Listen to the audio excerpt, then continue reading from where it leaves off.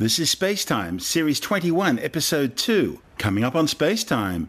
Solving the mystery of which comes first, the supermassive black hole or the galaxy it's in. New studies claim Mars may not be as dry as it seems. And SpaceX getting ready to launch the Falcon Heavy. All that and more coming up on SpaceTime. Welcome to SpaceTime with Stuart Gary.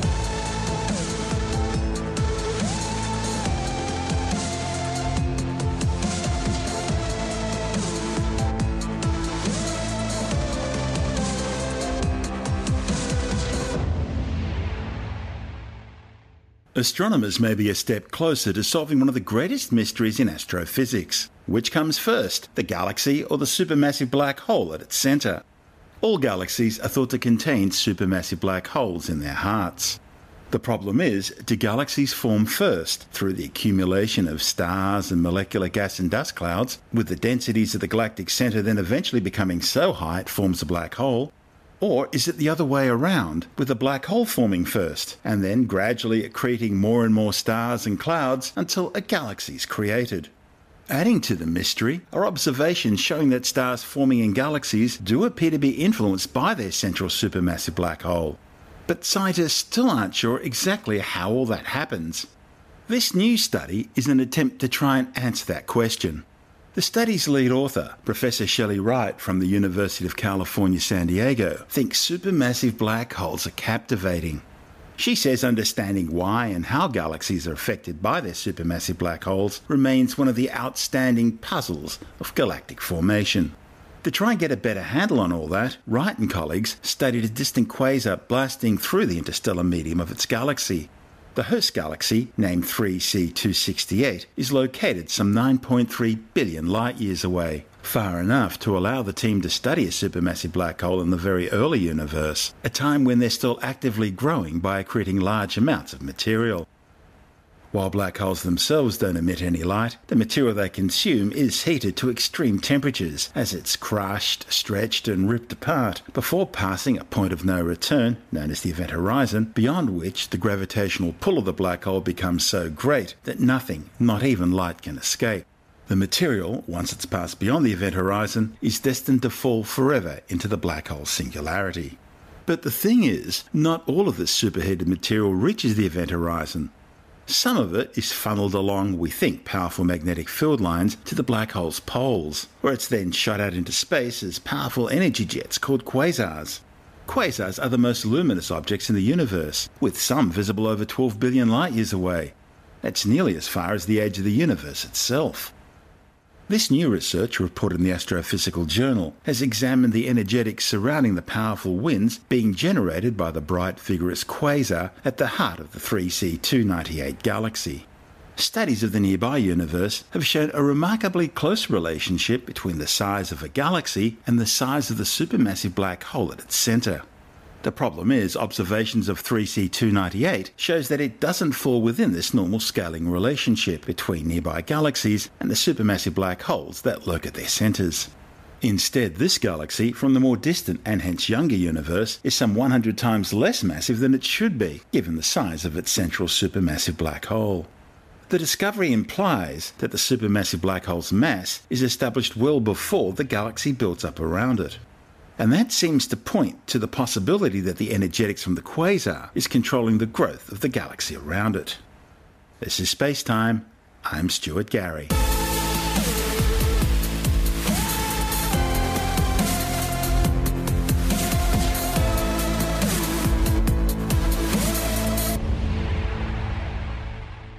Now for a bit more on a story we brought you late last year. You may recall we reported that astronomers discovered 11 newly formed infant protostars within 3 light-years of the supermassive black hole at the centre of our galaxy. And that's interesting because black holes generate powerful gravitational tidal forces and intense ultraviolet and X-ray radiation, environments far more conducive to destroying stars rather than creating them. The findings, reported in the Astrophysical Journal letters, suggest that conditions needed for stellar formation could exist in some of the most turbulent regions of the universe, consequently highlighting new regions in the search for stellar nurseries. Now, as we mentioned earlier, most, if not all, galaxies are thought to host a central supermassive black hole. The one at the centre of the Milky Way is known as Sagittarius A star. It's located some 27,000 light-years away and is over 4.3 million times the mass of our Sun. At a distance of just over 3 light-years, the gravitational tidal forces being driven by Sagittarius A star should be energetic enough to rip apart clouds of gas and dust before they can condense and form into stars. But the new stellar discoveries would tend to contradict that. They were made using ALMA, the Atacama Large Millimetre Submillimetre Array Telescope. The ALMA data suggests that these protostars are only about 6,000 years old. One of the study's authors, Mark Waddell from Macquarie University, says it's the earliest phase of star formation ever found in such a hostile environment. The protostars were detected by double lobes of material which appear to be bracketing each star. These cosmic hourglass-like shapes signal the early stages of star formation. ALMA detects the bright millimetre wavelength glow of the carbon monoxide molecules in these lobes. By the way, protostars represent the embryonic stage of a star's formation, with the star continuing to gather material following its birth through the initial collapse of a dense molecular cloud of gas and dust. A portion of this infalling material, however, never makes it onto the star. Instead, it's ejected as a pair of high-velocity jets from the protostar's north and south poles. Extremely turbulent environments can disrupt the normal procession of material onto a protostar, while intense radiation from massive nearby stars, or in this case from the supermassive black hole, can blast away the parent cloud, thwarting the formation of all but the most massive stars. Vast stores of interstellar gas and dust obscure the heart of the Milky Way, where its supermassive black hole resides, hiding it from optical telescopes. But radio waves, including the millimetre and submillimetre light that ALMA sees, are able to penetrate this dust, giving radio astronomers a clear picture of the dynamics and content of this hostile environment. Previous observations of the region surrounding Sagittarius A star had revealed the presence of numerous infant stars, but those findings weren't conclusive. Nevertheless, the objects known as proplyds are a common feature in more placid star-forming regions like the Orion Nebula. So, seeing them in the centre of the galaxy, so close to the supermassive black hole, was a real surprise.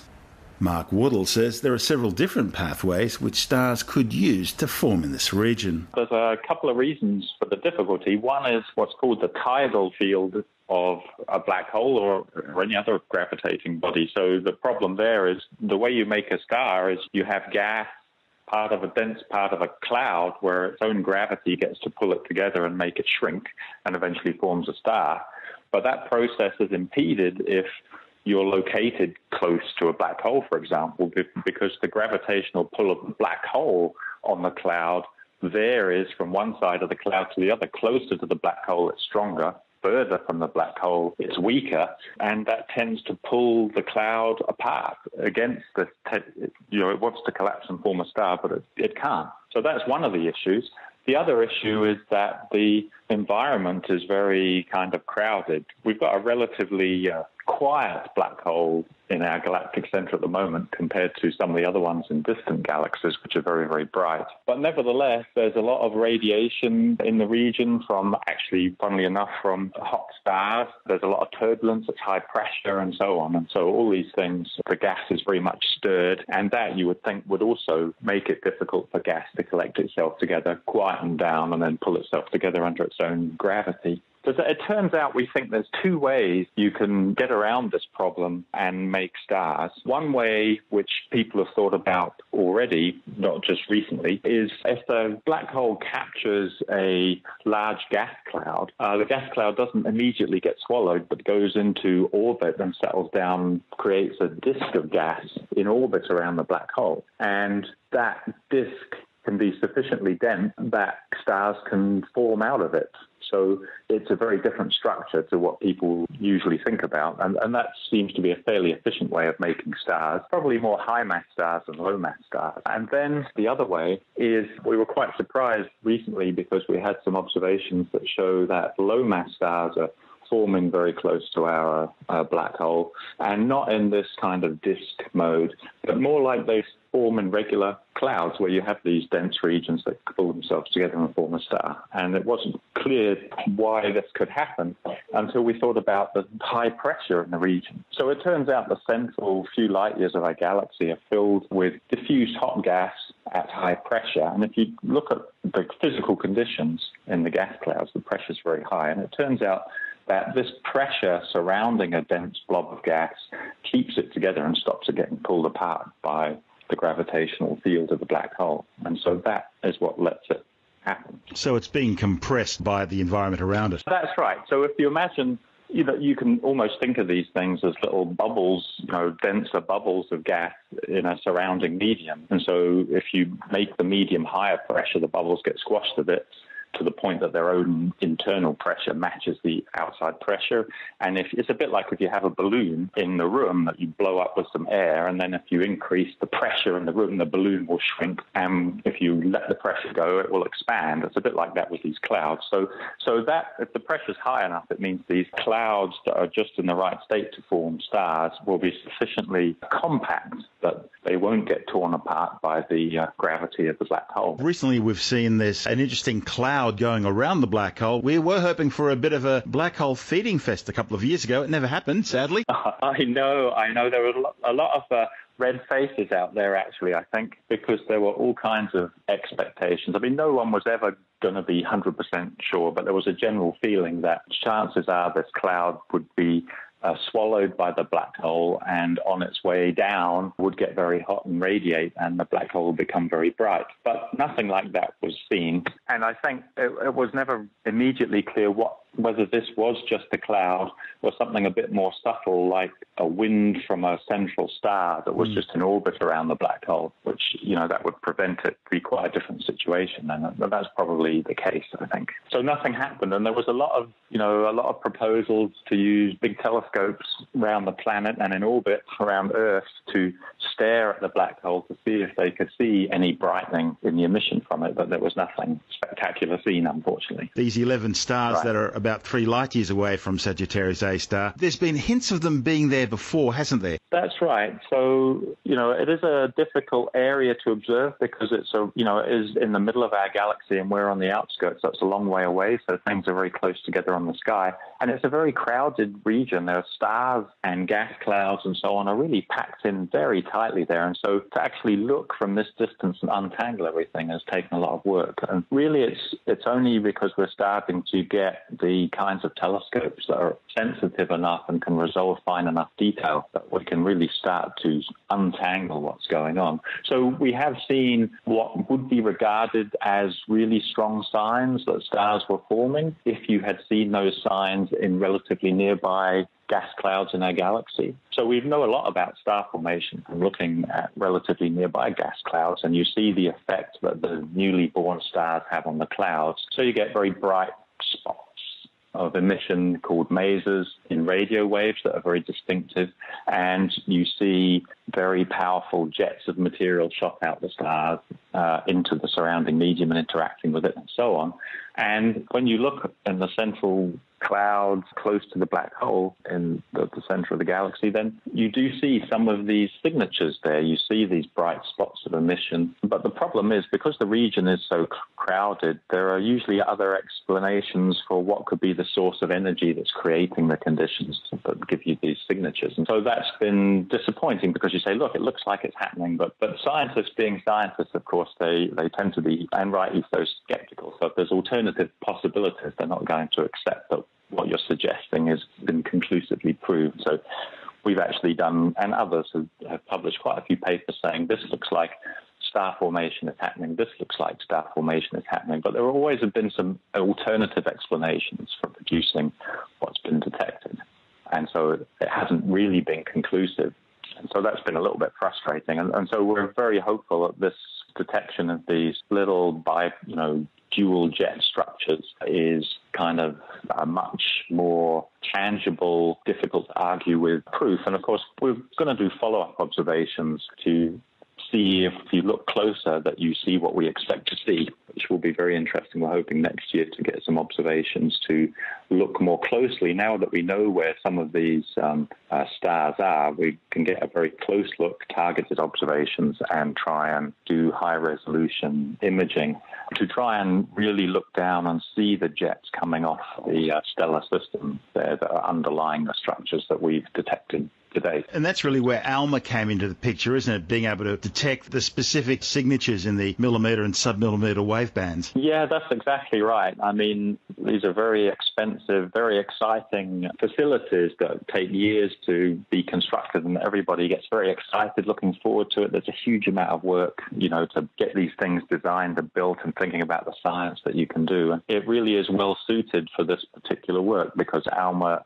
is very sensitive, and also, it gives you high resolution, and it's also, because it's working at very long wavelengths, millimeter and radio waves, those are waves that can propagate through unharmed, basically, by all the intervening material that lies in the galaxy between us and its center. Because if you look in the visible wavelengths, with your visible eye, you really don't see anything because there are these dark, dusty clouds between us and the center of the galaxy, and you just can't see what's behind them. But with radio waves and infrared, you can. And so ALMA is very well suited to this kind of thing. And it's an example of the kind of technology development that is really pushing astronomy along, because it gives us these new capabilities, and we can look at things we've wondered about for a long time and finally get to do that. That's Mark Wardle from Sydney's Macquarie University. And this is SpaceTime. I'm Stuart Gary. If you want more SpaceTime, check out our blog where you'll find all the stuff we couldn't fit in the show, as well as loads of images, news stories, videos, and things on the web I find interesting or amusing. Just go to spacetimewithstuartgary.tumblr.com. That's all one word and in lowercase, and that's Tumblr without the E. You can also follow us on Twitter through @StuartGary. At SpaceTime with Stuart Gary on Instagram, and on Facebook, just go to www.facebook.com/Spacetime with Stuart Gary.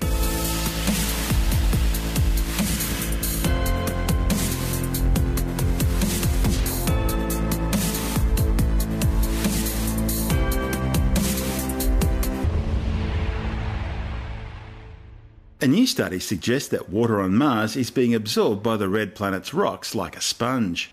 The new findings, reported in the journal Nature, suggest that Martian basalt rocks can hold up to 25% more water than similar basalts on Earth. The red planet was once a warm, wet world with a thick atmosphere. However, it's now become an inhospitable, freeze-dried, barren desert. What happened to the red planet's water is one of the long-standing unresolved questions about Mars. Mars lost most of its thick atmosphere when the planet's molten core began to cool down and solidify about 3.5 billion years ago. Because Mars is just a third the size of the Earth, its molten metal core cooled down much more quickly. As the Martian core cooled, the planet's geodynamo, which is generated by the spinning molten core and in turn generates a protective planetary-wide magnetic field, also ground to a halt. Without the magnetic field acting as a shield, the solar winds from the sun began eroding away the Martian atmosphere. As the atmosphere degassed into space, the lower air pressure prevented water from pooling into a liquid on the red planet's surface, instead sublimating directly from ice into gas. Mind you, a lot of the red planet's water remains, frozen in ice caps at the Martian poles, frozen below the surface as permafrost, or as vapour in the atmosphere. However, these hypotheses can't explain where all the water has gone. And that's the mystery this new study's trying to solve. The study's lead author, John Wade from Oxford University, believes a lot of that water is locked away in Martian rocks. Wade and colleagues proposed that the Martian surface reacted with the water and then absorbed it, increasing the rock's oxidation in the process. The authors applied modelling methods used to understand the composition of Earth's rocks in order to calculate how much water could be removed from the Martian surface through reactions with rock. They assessed the role that rock temperature, subsurface pressure, and composition would have played, finding that basalt rocks on Mars can hold approximately 25% more water than those on Earth. Wade says while people have thought about the Martian water question for a long time, no one's ever tested the theory of the water being absorbed as a result of simple rock reactions. There have been several clues which pointed Wade and colleagues towards this hypothesis. For instance, Martian meteorites are chemically reduced compared to the surface rocks, and compositionally they look very different. One reason for this, and why Mars lost all its water therefore, could be its mineralogy. The Earth's current system of plate tectonics prevents drastic changes in surface water levels, with wet rocks efficiently dehydrating before they enter Earth's relatively dry mantle. On Mars, water reacting with freshly erupted lavas that formed its basaltic crust resulted in a sponge-like effect. The planet's water then reacted with the rocks to form a variety of water-bearing minerals. The water-rock reaction then changed the rock mineralogy and caused the Martian surface to dry out and become inhospitable to life. The Earth never experienced these changes because Mars is so much smaller than the Earth, with a different temperature profile and also a higher iron content of its silicate mantle. Now, while these are only subtle distinctions, they cause significant effects, which, over time, adds up. They made the surface of Mars far more prone to reaction with surface water, and therefore able to form minerals that contain water. So, the red planet's geological chemistry naturally drags water down into the mantle, whereas on the early Earth, hydrated rocks tended to float until they dehydrate. I'm Stuart Gary. You're listening to SpaceTime.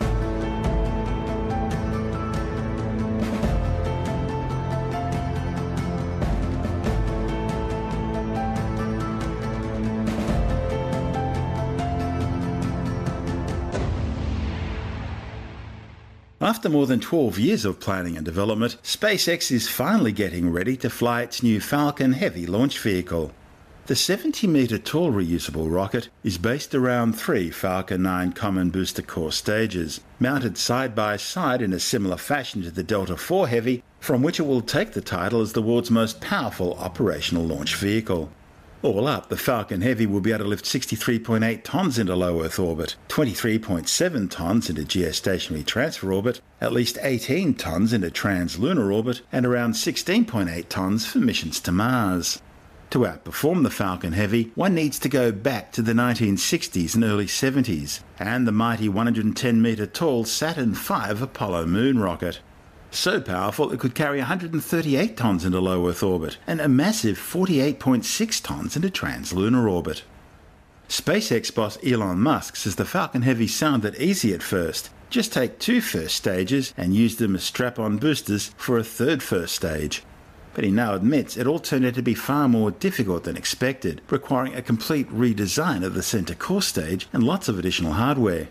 In fact, SpaceX has had to heavily modify the boosters in order to take account of the different aerodynamic, acoustic and thermal stresses during launch ascent to space.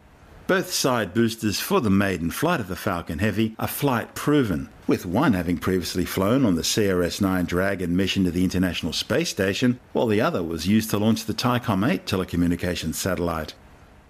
The Falcon Heavy's first flight will be a demonstration mission in order to validate the vehicle's flight profile and technologies. And according to Musk, he's ordered SpaceX to use an unusual payload for the mission. Instead of the usual dummy payload packed with scientific monitoring equipment, Musk claims he's sending his own Midnight Cherry Tesla Roadster playing Space Oddity. He also claims the Falcon Heavy's destination is deep space, on an Earth-to-Mars Holman transfer orbit, with a heliocentric perigee of 150 million kilometres, the radius of Earth's orbit around the Sun, and a heliocentric apogee of 228 million kilometres, equating to the radius of Mars's orbit around the Sun. Now, if he's telling the truth, what it means is there will be a red 2-seater electric sports car floating between the orbits of Mars and Earth, something for future missions to watch out for over the next few billion years. And I guess something for space archaeologists to be amazed at when they stumble across it in the future. Apparently, the original plan was to send the car to Mars, but international planetary protection rules prevented SpaceX from doing so, so placing it into orbit at the same distance was the next best thing. Although we've had lunar buggies on the moon during the Apollo missions, this will be the first road car to make it into space. What's still unclear at the moment is whether it will be David Bowie's original Space Oddity or the cover version played by Canadian astronaut Chris Hadfield while aboard the International Space Station. Now, speaking as an ex-radio disc jockey of many years, with the first anniversary of the passing of David Bowie taking place on January the 10th, surely it'll be the Ziggy Stardust version that gets played. I was going to say spun, but I think the Tesla comes with an MP3 player. During the last days of 2017, SpaceX rolled out the Falcon Heavy on a newly modified TEL, or Transporter Erector Launcher, capable of handling both Falcon 9 and Falcon Heavy configurations. The new rocket was then lifted into its vertical position on the Kennedy Space Center's Launch Pad 39A at the Cape Canaveral Air Force Base in Florida. It's the same historic launch pad which, together with its sister pad 39B, was specifically built to launch the Saturn V and then later modified for the space shuttles.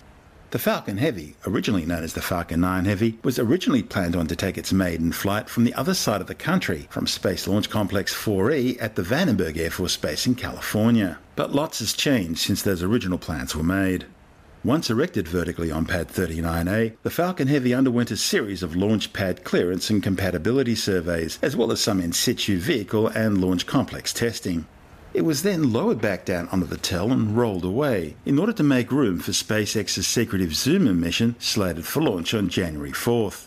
Further testing of the Falcon Heavy will include propellant loading and a static fire test of its 27 Merlin 1D engines. The Falcon Heavy is now expected to undertake its maiden flight within the next 2 weeks. SpaceX will also attempt to land all 3 first stages of the rocket, 2 on Cape Canaveral's landing zones, and 1 on the drone ship Of Course I Still Love You, which will be positioned downrange in the North Atlantic Ocean. You're listening to SpaceTime. I'm Stuart Gary, and that's the show for now. You can subscribe and download SpaceTime as a free twice-weekly podcast through Apple Podcast iTunes, Stitcher, Bytes.com, Pocket Casts, SoundCloud, YouTube, Audio Boom, from spacetimewithstuartgary.com, or from your favourite podcast download provider. SpaceTime's also broadcast coast to coast across the United States on Science 360 Radio by the National Science Foundation in Washington, D.C., around the world on TuneIn Radio, and as part of Virgin Australia's in-flight entertainment. If you want more SpaceTime, check out our blog where you'll find all the stuff we couldn't fit in the show, as well as loads of images, news stories, videos, and things on the web I find interesting or amusing. Just go to spacetimewithstuartgary.tumblr.com. That's all one word and in lowercase, and that's Tumblr without the E. You can also follow us on Twitter through @StuartGary. At SpaceTime with Stuart Gary on Instagram, and on Facebook, just go to www.facebook.com/Spacetime with Stuart Gary. SpaceTime is brought to you in collaboration with Australian Sky and Telescope magazine, your window on the universe. You've been listening to SpaceTime with Stuart Gary. This has been another quality podcast production from Bytes.com.